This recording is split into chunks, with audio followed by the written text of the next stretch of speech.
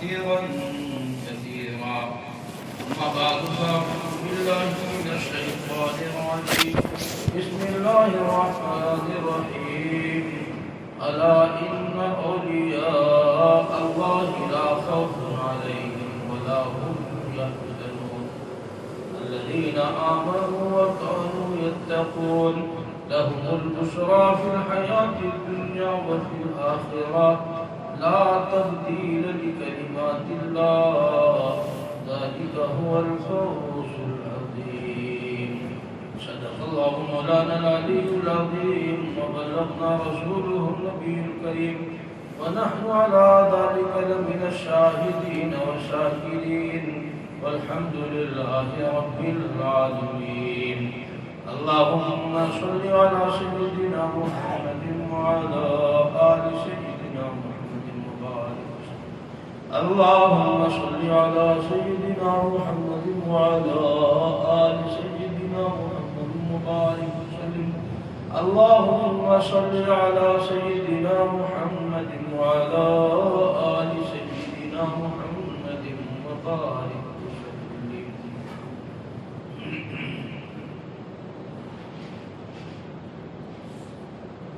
خداوند کریم نے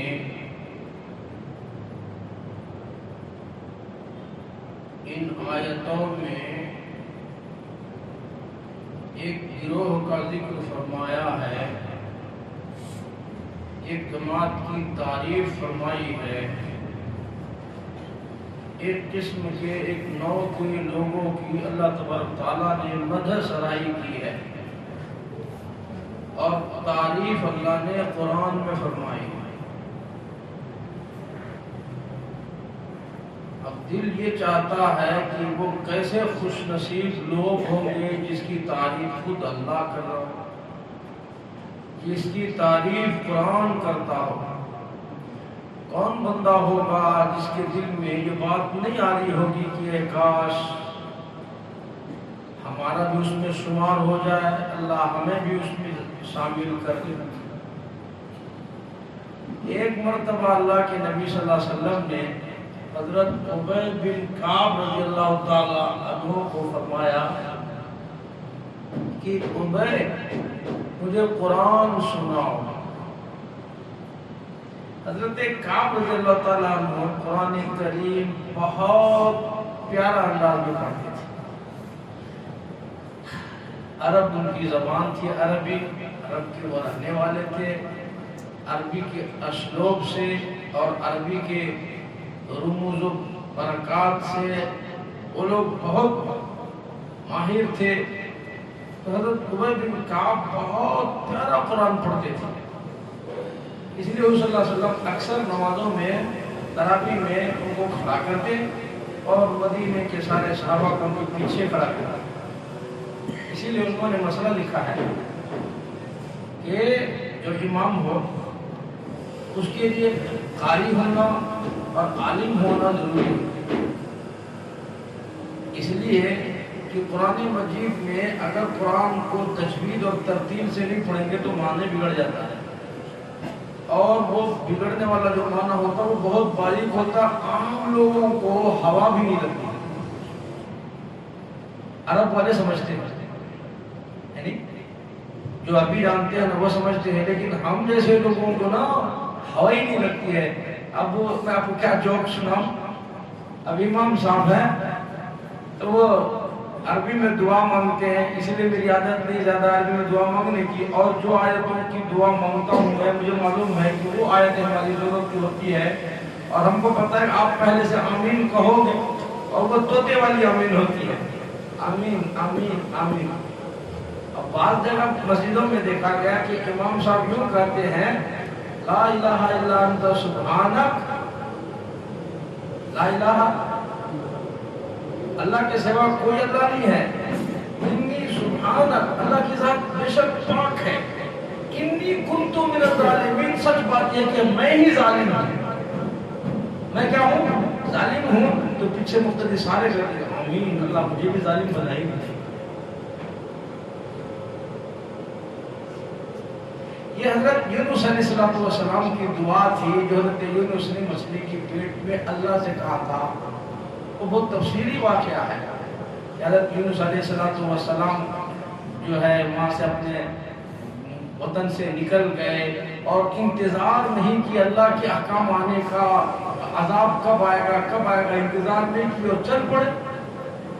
تو جس کشتی میں وہ سوار ہوئے تھے وہ کشتی ڈوبنے لگ گئی. تو اس زمانے کا عقیدہ تھا کہ بھائی کشتی بھور میں ایسے موقع پر پھنستی ہے یا اس طریقے سے کشتی میں جو ہے غرقاب جب کوئی بڑا گناہ کر کے آتا ہے. اور اس زمانے میں بڑا گناہ یہ تھا کہ کوئی غلام اپنے مالک سے چھپا کر بھاگ جائے. یہ بڑا گناہ تھا. ان کے یہاں چوری ڈکیتی اتنا بڑا نہیں تھا جتنا بڑا یہ. چونکہ اس زمانے میں غلام خرید و فروخت ہوتے تھے نا، وہ بھاگ جاتے تھے. تو کشتی والے میں کوئی ہمارے کشتی میں کوئی بھاگا ہوا غلام تو نہیں ہے. کشتی نہیں چل رہی ہے اور کشتی لہروں میں پھنس گئی ہماری. اگر جو ہے کوئی ہوتا تو اس کو ایک آدمی کو اٹھا کے سمندر میں ڈال دیا جاتا، باقی لوگ بچ جاتے. عقیدہ تھا. یونس علیہ السلام نے کہا ہاں بھاگا ہوا غلام میں ہوں. اور یہ سمجھ رہے تھے کہ میں انتظار نہیں دیکھ سکا، یہ میری نادانی ہے، میں ٹھہرنا تھا، رکنا تھا، دوسرے احکام کے آنے کا انتظار کرنا تھا. تو یہ کہاں میں ہوں، دونوں نے ڈال دیا. کشتی کے سارے لوگ بچ گئے. اور ان کو جو ہے ایک مچھلی نے اپنے پیٹ میں لیا. پھر وہ جو ہے سمندر کی گہرائی میں لے گئے. بعض روایت کے مطابق 40 دن اور بعض کے مطابق 3 دن، مختلف روایت ہے. تب آپ کو اس کے پیٹ سے جو ہے اس مچھلی نے آپ کو باہر لا کر کے ڈالا. تو اس مچھلی کے پیٹ میں آپ نے اس وقت اللہ تبارک تعالیٰ سے یہ درخواست کی تھی کہ اللہ آپ کسی پر ظلم نہیں کرتے ہیں نا، اور آپ کے ساتھ تو بے عیب ہے، پاک ہے، لا الہ الا انت سبحانک. ہر قسم کے عیب سے آپ کی ذات پاک ہے، بے نیاز، بے مثال ہے. آپ کا اس میں کوئی قصور نہیں ہے. انی کنت من الظالمین، اعتراف کیا سراسر میں قصوروار ہوں، میں ظالم ہوں. میں انتظار دیکھا ہی نہیں، وقت سے پہلے ہی نکل گیا اور عذاب آنے کا انتظار دیکھتا رہ گیا. تو میں نے ظلم کیا اپنے اوپر. تو میں تو پیچھے والے کہ بھائی بے شک آپ نے اے پیغمبر جو کچھ کہا ہے 100% ٹھیک کا، سچ کا، بے شک. لیکن ہماری قوم کیا کہتی ہے؟ اللہم آمین. اللہ بے شک ہمیں بھی ظالم بنا دیجیے، آپ ہمارے حق میں ایسا قبول کر لیجیے اور ہمیں بھی کسی مچھلی کے پیٹ میں لے کر ڈال دیجیے. تو میں آپ کو جوک سنا رہا تھا. تو اس وجہ سے چونکہ ہم عربی سے واقف نہیں ہوتے ہیں نا، لیکن عرب والے خوب جانتے ہیں. اور عربی میں تھوڑا سا جملے تھوڑے سے زبردست فرق سے بڑا معنی پیدا ہو جاتا ہے. جو ہمارے نبی نے سکھایا السلام علیکم ورحمۃ اللہ وبرکاتہ. کہنا جو بھی ترجمہ السلام، اللہ آپ کو سلامت رکھے، اللہ آپ کو آباد رکھے، اچھا رکھے، خوش رکھے. یہ دعا ہے. اللہ آپ کو سلامت رکھے. ورحمۃ اللہ، اور اللہ کے اوپر رحمتیں ہوں. وہ برکات ہوں، اور اللہ کی برکتیں آپ کو ملے. بھائی دین دنیا کی بھلائی ملے، برکتیں ملے، رحمت ملے. آپ اچھے رہیں، خوش رہیں، آپ اپنے بیوی بال بچوں کے ساتھ رہیں، تمام بھلائیوں کے ساتھ، تمام خوبیوں کے ساتھ، تمام نعمتوں کے ساتھ آپ مالا مال رہیں. کتنی اچھی دعا ہے. تھوڑا سا اس کو بگاڑو، تھوڑا سا، اور یہ بگاڑ اتنا باریک ہوتا ہے آپ بھی نہیں پہچان سکو. جب میں بتاؤں گا تب آپ کو سمجھ آئے گا. آپ بھی نہیں، اب بھی نہیں سمجھ پاؤ گے آپ. تو یہ لوگ شرارت کرنے لگے، یہ منافق لوگ جو زبان سے مسلمان بنے تھے، اندر سے وہ مسلمان نہیں تھے. صحابہ میں مخلص صحابہ بھی تھے اور منافق بھی تھے اس میں. اور وہ منافقوں کی مستقل ایک جماعت تھی جو حضور کے پیچھے نماز بھی پڑھتے تھے، روزہ بھی رکھتے تھے، اور جو آپ کی مجلس میں بھی بیٹھتے تھے. لیکن آپ کے پاس آپ کی جیسی بات کرتے، لیکن اپنے دوستوں میں جا کے وہ اپنے جیسے بن جاتے تھے. اس کو کہا گیا منافق. تو صحابہ کرام تو السلام علیکم ورحمۃ اللہ وبرکاتہ کہتے، لیکن منافق لوگ کہتے السلام علیکم ورحمۃ اللہ وبرکاتہ.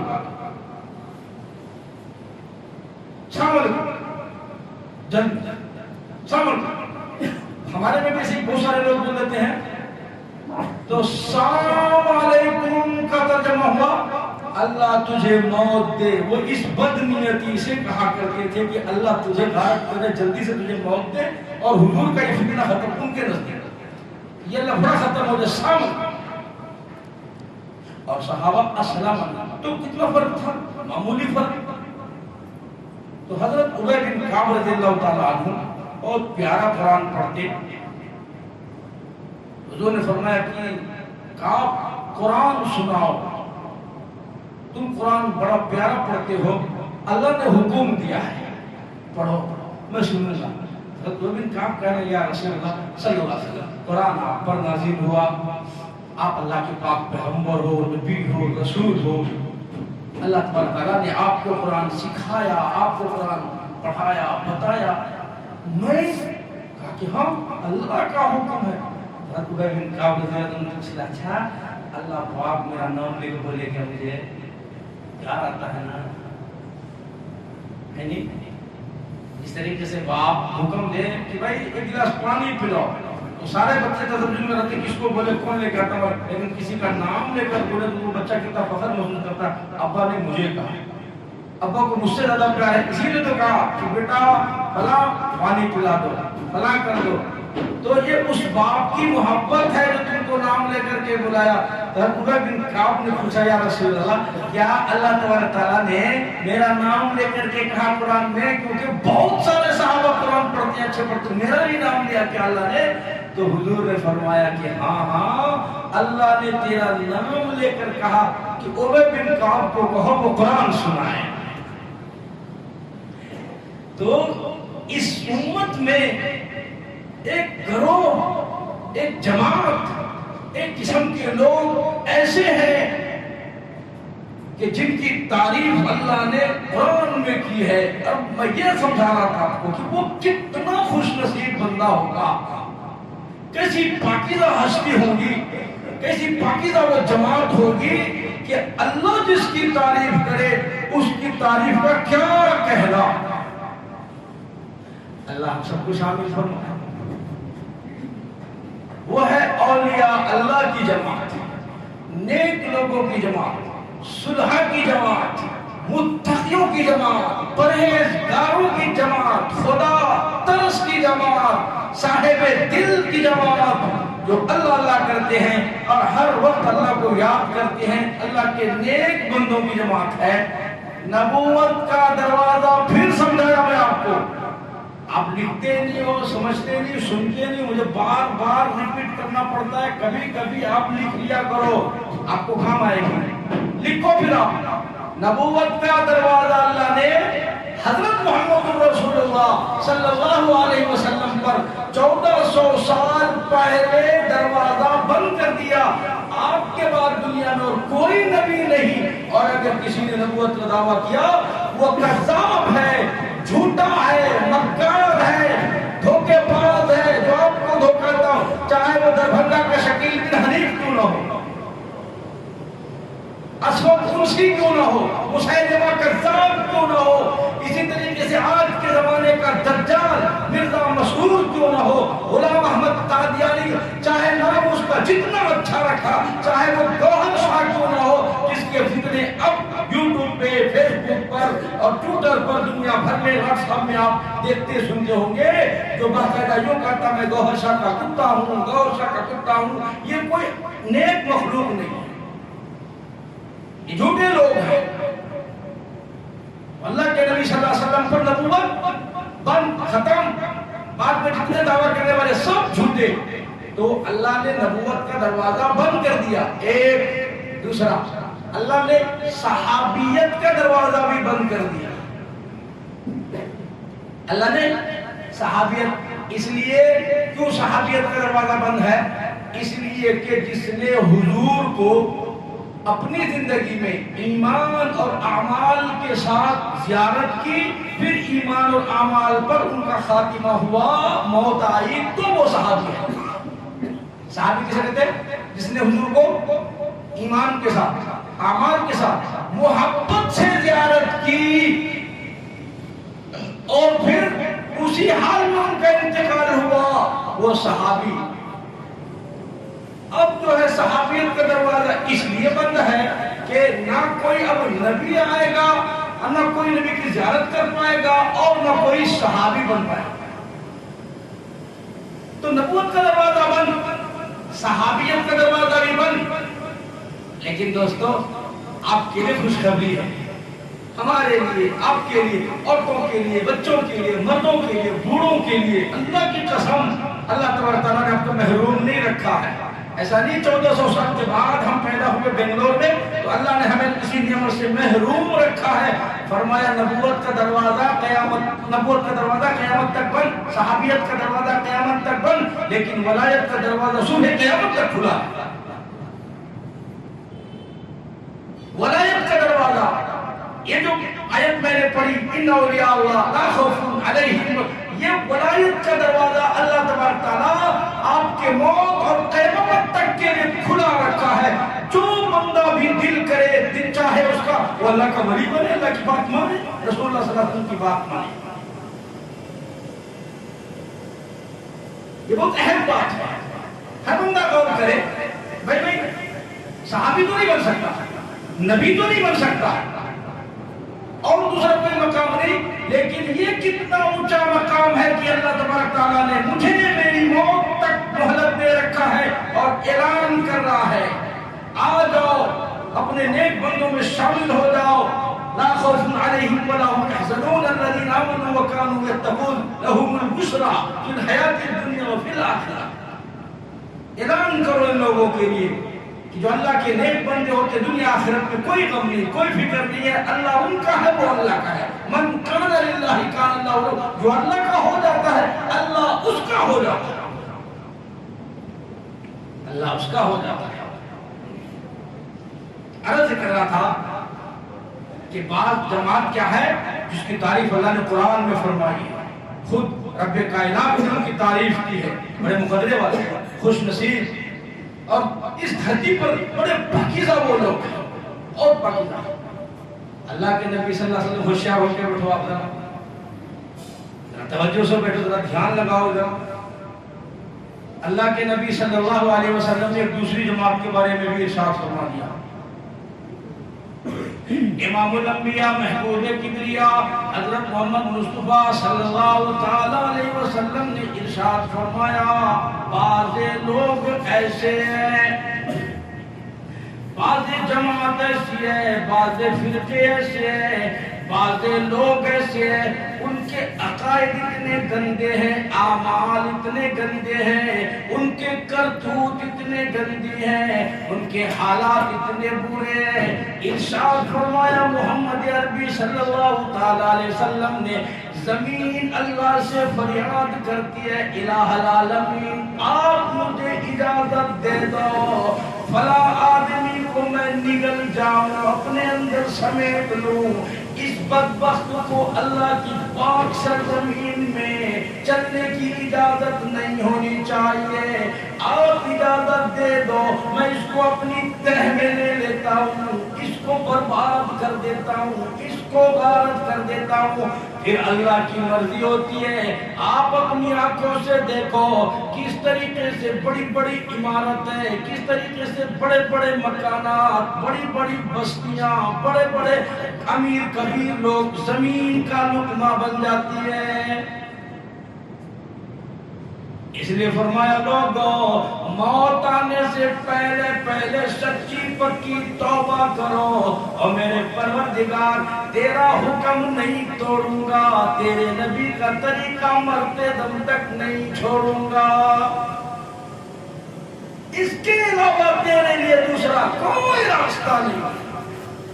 مشرق میں چلا جا، مغرب میں چلا جا، فرمایا یا معاشر الجن والانس ان استطعتم ان تنفذوا من اقطار السماوات والارض فانفذوا لا تنفذون الا بسلطان۔ ابراہیم بن ادھم رحمت اللہ علیہ فرماتی ہے، اگر اللہ کی بات نہیں ماننی ہے، اللہ کی زمین چھوڑ کر کسی اور کے زمین پر چلے جاؤ، آباد ہو جاؤ، تجھے تجھے اللہ کی بات ماننے کی ضرورت نہیں پڑے گی۔ سائل کہنے لگا حضرت یہ تو ناممکن ہے۔ پھر فرمایا اللہ کا حکم توڑنا بھی ناممکن ہونا چاہیے۔ اگر زمین خالی نہیں کر سکتے ہو تو تم نافرمانی بھی نہیں کر سکتے، گناہ نہیں کر سکتے، حکم عدولی نہیں کر سکتے۔ پھر وہ کہنے لگا کہ حضرت یہ تو نہیں ہو سکتا، میں اللہ کی نافرمانی کرتا رہوں اور جو ہے میں اللہ کے عذاب سے بچتا رہوں، ایسی کوئی ترتیب بتاؤ۔ فرمایا ٹھیک ہے، اللہ کی آسمان تمہارے کو سایہ کیا، اس کے آسمان سے باہر نکل جاؤ، جو چاہے کر لینا، تو نافرمانی کرو، گناہ کرو۔ حضرت یہ بھی نہیں ہوتا، کہاں جاؤں گا میں باہر؟ جہاں جاؤں میرے پاؤں کے نیچے اللہ کی زمین، اور جہاں بھی جاؤں میرے سر کے اوپر اللہ کا آسمان، میں اس سے مستغنی ہو ہی نہیں سکتا۔ جب تیرے بس میں نہیں ہے تو گناہ کہیں کو کرے گا؟ پھر کہنے کوئی اور راستہ بتاؤ، کوئی اور ترکیب بتاؤ۔ تو کہنا ٹھیک ہے کام کرو، اللہ کا کھانا اللہ کا پانی چھوڑ دو، نہ تیرا کھائیں گے نہ گیت گائیں گے، نہ تیرا پیئیں گے نہ تیرا سنیں گے۔ حضرت یہ کیسے ہو سکتا ہے؟ 2 دن میں تو قبر میں چلا جائے کہ بھائی تیرے سے کچھ نہیں ہو سکتا۔ پھر سمجھاتا ہوں اللہ کی نافرمانی نہیں کرنا، رسول اللہ صلی اللہ علیہ وسلم کی حکم سے روگردانی نہیں کرنا، انسان کے بس کا نہیں ہے۔ اس کے پاس صرف ایک آپشن ہے کہ اللہ کی فرما برداری کرے اور حضرت محمد رسول اللہ صلی اللہ علیہ وسلم کی تابعداری اور غلامی کرے، دوسرا کوئی اور راستہ ہے ہی نہیں۔ ارشاد فرمایا مدنی کریم صلی اللہ تعالی علیہ وسلم نے کہ جس قوم میں جن لوگوں میں ایک بیماری عام ہو جائے پھر وہ قوم زمین کے اوپر بسنے کے قابل نہیں رہ جاتی، زمین کے اندر دھسا دینے کی وہ قابل ہو جاتی ہے۔ اللہ کے نبی نے فرمایا جس قوم کے جن لوگوں کے جس جماعت کے امیر لوگ، مالدار لوگ، پیسے والے لوگ، عہدے والے لوگ بخیل ہو جائیں، غریبوں پر خرچ کرنا چھوڑ دیں، اللہ کے نزدیک وہ قوم اتنی ذلیل ہو جاتی ہے وہ زمین پر بسنے کے قابل نہیں رہتی ہے، زمین کے نیچے دھسا دینے کے لائق ہو جاتی ہے۔ قوم کے مالدار لوگ، امیر لوگ، پیسے والے، عہدے والے لوگ بخیل ہو جائے، غریب کا حق نہ سمجھے، وہ اپنے پیسوں پر، اپنے مال پر، اپنی دولت پر وہ غریبوں کا حق نہ سمجھے، غریبوں کو حق نہ دے۔ چنانچہ آپ دیکھ لو میرے نبی نے جو کچھ فرمایا آج ہو بہو آنکھوں کے سامنے وہ دکھائی دیتا ہے، بس ہاتھ اٹھی، اللہ ہم اس قابل ہیں کہ آپ ہمیں دھسا دیں، اللہ یہ آپ کی مہربانی ہے کہ قوم کو آپ نے زندہ رکھا اور زمین کو اوپر رکھا، مولا رحم فرما دے۔ اعمال ایسی ایک زمین میں دھسا دی جائے اور دھسانا ہے خدا۔ پرسوں کے نیوز پیپر میں آپ نے بھی، میں بھی پڑھا سنا دیکھا واٹس ایپ میں کہ ایک غریب آدمی ایک آدمی کے گھر میں کرایہ دار تھا، تو اس نے جو ہے کرایہ بڑھا دیا، بھائی میرا اتنا سے کرایہ سے کام نہیں چلتا ہے، آپ کو اتنا کرایہ دینا پڑے گا۔ وہ غریب آدمی کہا میں اتنا نہیں دے سکتا، مشکل ہے، کہا ٹھیک ہے آپ گھر خالی کر دو، دوسرے کو ہم لے کے آئیں گے۔ چنانچہ اس نے گھر خالی کر دیا، 3 دن کے اندر زلزلہ آیا اور وہ گھر پورا منہدم ہو گیا، ڈیمالیشن ہو گیا۔ جو گھر کا اونر تھا، مالک تھا، آج وہ روڈ پر لاکھوں پتی، کروڑوں پتی آدمی تھا، وہ آج روڈ پر آیا۔ اس آدمی نے خود ٹوٹل کیا ہے کہ جس کیمپ میں تھا اسی کیمپ میں میرا اونر بھی تھا، اور جو روٹی کا ٹکڑا مجھے ملتا تھا وہی روٹی کا ٹکڑا اسے بھی ملتا تھا، جو خیمہ میرا تھا وہی خیمہ اس کا بھی تھا، جو پانی میرے وہی پانی اس کے، کل کروڑوں پتی، کل وہ میرا یجمان تھا، میں اس کا جو ہے کرایہ دار تھا، لیکن آج اللہ تعالیٰ نے حالات برابر لا کر کے کھڑا دیا۔ اب کوئی یجمان نہیں، کوئی کرایہ دار نہیں، کوئی مالک نہیں، کوئی نوکر نہیں۔ ہمیں کب سمجھ میں آتا ہے؟ امیر آدمی کو پیسہ دے دے اللہ، شادیوں میں لاکھوں کا خرچہ، فلانے کام میں لاکھوں روپے خرچہ، ہیپی برتھڈے میں لاکھوں کا خرچہ، فلاں رواج میں لاکھوں خرچہ، فلاں رسم میں لاکھوں کا خرچہ. اب میں ان سارے لوگوں کی تفصیل بولوں گا تو آپ بہت ناراض ہو جاؤ گے، مجھے معلوم ہے. اب اتنا نہیں بول سکتا میں، جتنا بولتا ہوں اتنا آپ سمجھ لو کہ یہ قوم کے امیر لوگوں کا حال ہے کہ وہ ناجائز امور میں، ناجائز کاموں میں اور لب میں، لہو میں، کھیل میں، کود میں، تماشوں میں لاکھوں لاکھ صرف کر دیتے ہیں. کسی غریب کے گھر میں ایک ہاتھ سے آٹا دینے کی ہمت نہیں ہوتی ہے، کسی بیوہ کے گھر میں ایک کے جی آٹا پہنچانے کی اس کی ہمت نہیں ہے، کسی یتیم کے سر پر ہاتھ رکھتے ہوئے مالدار ڈرتا ہے کہیں میرے ہاتھ کی ہتھیلی گھس نہ جائے. اللہ نہیں دیکھ رہا. ارشاد فرمایا مدنی کریم صلی اللہ تعالی علیہ وسلم نے حالانکہ یتیم کے سر پر شفقت سے ہاتھ پھیرنے پر اللہ تبارک و تعالی اتنا اجر عطا فرماتی ہے، اتنا ثواب عطا فرماتے ہیں. اور میرے تیرے نبی حضرت محمد رسول اللہ صلی اللہ علیہ وسلم نے ارشاد فرمایا جتنے بال اس کے ہاتھ کے نیچے آتی ہیں اللہ پاک اتنی نیکیاں ہاتھ پھیرنے والے کے نام اعمال میں لکھ دیتا ہے. او مسلمانوں اندازہ لگاؤ لاکھوں کروڑوں یتیم غریب مسکین محتاج ہمارے اڑوس پڑوس میں بستے ہیں. ارشاد فرمایا مدنی کریم صلی اللہ تعالی علیہ وسلم نے اگر کوئی آدمی اپنی گھر میں پیٹ بھر کر کے کھانا کھا لے اور سو جائے، بازو پڑوس اس کا بھوکا سو جائے، اللہ کی قسم اس کو پتہ چل جائے، اس کو معلوم بھی ہو کہ پڑوسی بڑا غریب ہے، محتاج ہے، بھوکا رات گزار دیا، ساری رات کھانا کھانے والوں پر اللہ کی لعنت برستی ہے.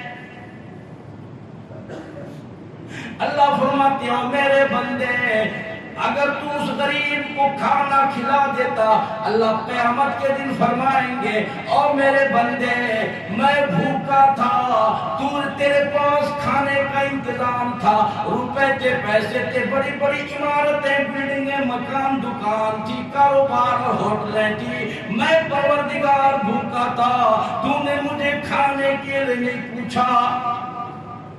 بندہ کہے گا الہ العالمین آپ کھانے پینے سے پاک ہو، ہر قسم کی محتاجگی سے پاک ہو، میں آپ کو کیسے کھلاتا؟ اللہ فرماتے ہیں تیرے پڑوس میں فلاں پڑوسی بھوکا سویا ہوا تھا، اگر تو اس کو اٹھا کر کھانا کھلاتا، مجھ پروردگار کو کھلاتا، میں تجھے ادھر ملتا، تو کدھر بھاگتا پھرتا ہے، کبھی اس دروازے پہ جاتا ہے، کبھی اس دروازے پہ جاتا ہے، کبھی اور کہیں جا کر ماتھا ٹیکتا ہے، اس غریب کو کھانا کھلاتا، مجھ خدا بندے کریم کو ادھر ہی پا لیتا. پوچھیں گے اللہ امام الانبیاء محبوب کبریاء حضرت محمد مصطفیٰ صلی اللہ تعالی علیہ وسلم تشریف لے جا رہے ہیں.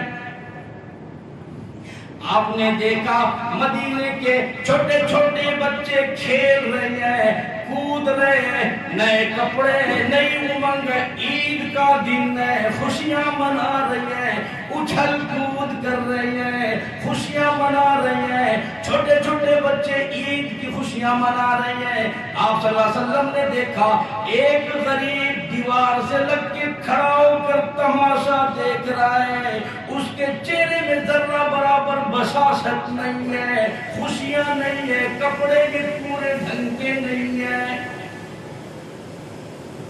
رحمت دو عالم صلی اللہ علیہ وسلم نے دستے شفقت بچے کے ہاتھ پر سر پھیرا، ہاتھ پر سر پہ ہاتھ پھیرا، اس کے بعد پوچھا بیٹا آپ نہیں کھیلتے، آپ خوشیاں نہیں مناتے، آج عید ہے نا، ان کے ساتھ آپ بھی کھیلو نا، آپ بھی خوشیاں مناؤ نا. بچہ کہنے لگ گیا یا رسول اللہ صلی اللہ علیہ وسلم میں کیسے کھیلوں، مجھے کھلانے والی ذات دنیا میں موجود نہیں ہے، میرے ابا بھی رخصت ہو گئے، میری امی بھی رخصت ہو گئی، مجھے گود میں پیار کرنے والا دنیا سے چلا گیا، مجھے کون کھلائے گا؟ رحمتی دو عالم صلی اللہ علیہ وسلم کی آنکھوں میں آنسو آئے، آپ نے اپنی گود میں اٹھا لیا اور فرمایا آج سے تیرا باپ میں محمد رسول اللہ صلی اللہ علیہ وسلم ہوں، تیری ماں عائشہ صدیقہ، تیری بہن فاطمہ الزہرا ہوگی، میرے بیٹے غم نہ کر، آج سے میں تیرا ذمہ دار ہوں۔ گھر لائے، عائشہ کو فرمایا عائشہ اللہ نے تجھے اولاد نہیں دی، عمر ہو گئی، تو بہت ترستی رہتی ہے اولاد کے لیے، بہت روتی ہے، بہت گنگناتی ہے، بہت منتی ہے، لو اللہ تبارک تعالیٰ نے یہ نعمت عطا فرمائی ہے، اس کو نہلاؤ دھلاؤ، اچھے کپڑے پہناؤ، عطر خوشبو لگاؤ، میں اس کو اپنے ساتھ عیدگاہ لے کے جاؤں گا، آج سے یہ ہمارا بیٹا ہے۔ اس کو نہلایا دھلایا کھلایا پلایا اور حضور نے اس کو اٹھا کے اپنے کندھے پہ بٹھا لیا، حضور نے اس کو اٹھا کے اپنے کندھے پہ بٹھایا اور جس جگہ اس کو آپ نے روتا دیکھا تھا اسی جگہ پھر لے گئے۔ وہ بچہ بھی کتنا سمجھدار تھا، خدا کی قسم آج عمریں گزر گئی، سمجھداری نہیں آتی، بال سفید ہو گئے، قبر نزدیک آ گیا، اس کے باوجود بھی سمجھداری نہیں، کہتا ہے کہ تن میرا شاب پڑ گیا، پیری سے گردن جھک گئی، اب تو جھکے سرکش خدا کے سامنے، موت کا پیغام آنے کے بعد بھی، منکر نکیر کے آنے کے بعد بھی، قبر نزدیک آ گیا، بوڑھا موت کی پرواہ نہیں کرتا ہے، کنجریوں کے گیت سن کر کے بوڑھا بھی تھرکنے لگ جاتا ہے، جوان بھی ناچنے لگ جاتا ہے، بچے بچیاں بھی ناچنے لگ جاتی ہے۔ اللہ فرماتے تجھے کب شرم آئے گی اور بے شرم، اب تو شرم کر۔ مدینے کا تھا وہ بچہ کہنے لگا دوسرے بچوں کو آج دنیا میں مجھ سے بڑا خوش نصیب کوئی نہیں۔ وہ بچہ کہنے لگا مدینے کا آج روح زمین پر مجھ سے زیادہ خوش نصیب اور کوئی نہیں ہے، اس لیے کہ میرا باپ حضرت محمد رسول اللہ اور میری ماں عائشہ صدیقہ اور میری بہن فاطمہ الزہرا دنیا کی تمام کائنات اور سردار، تمام عورتوں کی سردار اور تمام عورتوں کی جنت کی سردار میری بہن ہے، اس سے بڑا روح زمین پر کوئی خوش نصیب۔ ایسی خوشیاں اللہ کے نبی نے چھوٹے معصوم یتیم بچوں کو پہنچائی، یتیم بچوں کو پہنچائی۔ ایک حدیث میں ہے، توجہ کرو، آخری بات عرض کرنے چلا ہوں، وقت ہو گیا۔ ایک حدیث میں ہے اللہ کے نبی صلی اللہ علیہ وسلم نے ارشاد فرمایا کہ جو بندہ کسی بندے کو، اللہ کے کسی بندے کو، یہ نہیں کہ امام صاحب کو، یہ نہیں کہ ولی صاحب کو، مفتی کو، حافظ کو، قاری کو، حاجی کو، نمازی کو، روزے رکھنے والے، زکات دے، نہ کوئی بھی ہے، اللہ کا بندہ تو ہے نا بھائی آخر وہ۔ فرمایا الخلق عیال اللہ، الخلق عیال اللہ، ساری کائنات، ساری مخلوق اللہ کا کنبہ ہے، قبیلہ ہے، یہ اللہ کے خاندان ہے، اللہ نے پیدا کیا نا، اللہ روزی دیتا ہے، اللہ کھلاتا ہے، اللہ جلاتا ہے، اللہ پلاتا ہے، اللہ موت دیتا ہے، اللہ بیماری، اللہ صحت، تو نہیں دیتا نا، نیک ہو یا بد ہو۔ میرے نبی نے فرمایا جو بندہ کسی اللہ کے بندے کو اچانک خوشی پہنچا دے، اچانک خوشی پہنچا دے، میرے اللہ نے فرمایا رب کعبہ کی قسم، اس کے دل کو جس نے اچانک خوشی پہنچائی، میں پروردگار قیامت اس کو خوش کر دوں گا،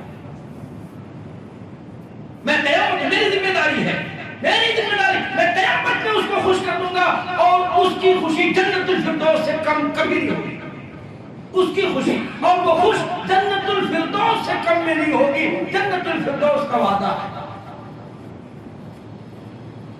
اللہ اکبر کبیرہ۔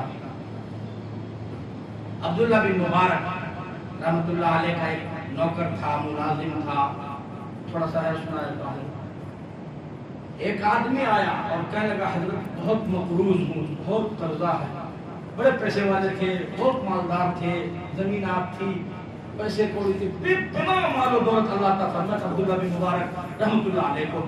آ کے وہ کہنے لگا حضرت بڑی پریشانی ہے, قرضہ والا پیچھا نہیں چھوڑ رہا ہے, تنگ ہو گیا ہوں, مجھے 700 روپیہ مجھے قرضہ چاہیے, میں قرض والے کو ادا کر دوں, مجھے 700 روپے چاہیے.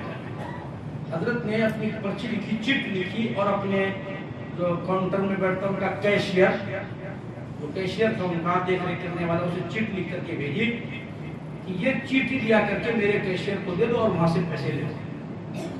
یہ چیٹی لے کر گیا, ابھی حضرت نے بھیجا مجھے 700 روپے کی ضرورت ہے, آپ مجھے 700. اس نے کھول کر کے دیکھا تو وہاں 700 کی جگہ 7000 لکھے ہوئے تھے, 2 نقطے کی جگہ 3 نقطے تھے. تو یہ کیشیئر کنفیوز ہوا, یہ کہہ رہا مجھے 700, ادھر لکھا ہوا 7000. تو ہو سکتا ہے حضرت سے سہو یعنی بھول ہو گیا ہو. تو کہنے لگا بھائی اس میں تو 7000 لکھا ہوا یار. کیا دیکھو بھائی مجھے تو معلوم نہیں, میرے کو تو 700 روپے چاہیے. ٹھیک ہے تم ادھر بیٹھو, میں ذرا کنفرم کرانے کو آ جاتا ہوں, 2 منٹ سمجھ. تو وہ دوڑ کر آیا, کہا حضرت وہ کہتا مجھے 700 چاہیے اور آپ نے 7000 لکھ دیا, غلطی سے ہو گیا جان بوجھ کر کے. حضرت نے کہا کہ بھائی ادھر لاؤ, پرچی لاؤ ادھر پر. تو وہ پرچی کو وہاں سے پھاڑ دیا اور ایک دوسری چٹھی میں لکھا کہ اس کو 14000 روپے پے کر. اب کہا کہ بھائی جاؤ پہلے اس کو پیسے پے کرو. وہ پے تو کر دیا, بعد میں پوچھا حضرت مسئلہ مجھے سمجھ میں کچھ نہیں آیا. اس نے کہا 700 چاہیے, آپ نے 7000 لکھ دیا. اب جب 7000 پر ہم ڈسکس کرنے آئے, آپ نے 14000 پر اٹھا کر کے لکھ دیا. حضرت نے فرمایا کہ بھائی 7000 میں معاملہ حل ہو جاتا, لیکن تم نے کام خراب کیا نا. کام تو تم نے خراب کیا. حضرت نے کیا کیا, میں تو آپ سے کنفرم کرنے کے لیے, ارے اس کے پاس بولے کیا ہی کچھ نہیں, میں اس کو ضرورت تھی 700 کی. اب میں نے لکھا تھا 7000 اسے دے دو, تو 700 کی جگہ 7000 ملتا. اچانک اس کو خوشی ہوتی, اچانک اس کو فرحت ہوتی, اور اللہ تبارک تعالیٰ مجھے جنت الفردوس عطا فرماتے. لیکن تم نے ڈسکس کر کے کام خراب کر دیا. اب میں 7000 بھی دیتا, اسے خوشی نہیں ہوتی, اس لیے اس چیٹی کو پھاڑ کر پھینک دیا. پھر لکھا کہ اب 14000 پے کرو, کیونکہ 7000 کا تھا اس کے دماغ میں, تم نے بھوسا ڈال ہی دیا ہے, لیکن 14 کا خیال میں کچھ کو نہیں آیا. اب 14000 پے کرو, اس کو اچانک خوشی ملے گی. میرے اللہ نے فرمایا جو کسی کو اچانک خوشی دیتا ہے, اللہ تبارک تعالیٰ جنت الفردوس اس کو عطا فرماتے, اس کو اللہ خوش فرما دیتے اپنے خزانے سے. 14000 روپے اس کو پے کیا, اس بندے کو بے انتہا خوشی. تو فرمایا کہ پہلا کہ جس قوم کے مالدار, جس قوم کے امیر لوگ بخیل ہو جائے, کنجوس ہو جائے, پیسے کو روک روک کر کے رکھے, ناجائز خرچہ کرے, اور وہ غریبوں کا خیال نہ رکھے, قرضداروں کا خیال نہ رکھے, محتاجوں کا, فرمایا ایسی قوم کو زمین کے نیچے ہونا چاہیے, اوپر نہیں. اللہ ہم سے اپنی حفاظت فرمائے, اللہ ہمیں نیک بنائے, اچھا بنائے, فرما بردار بنائے. اللہ تعالیٰ اپنے نیکوکار پرہیزگار بندوں کو سب کو شامل فرمائے. کہنے سے سننے کا عمل کرنا فرمایا. آمین.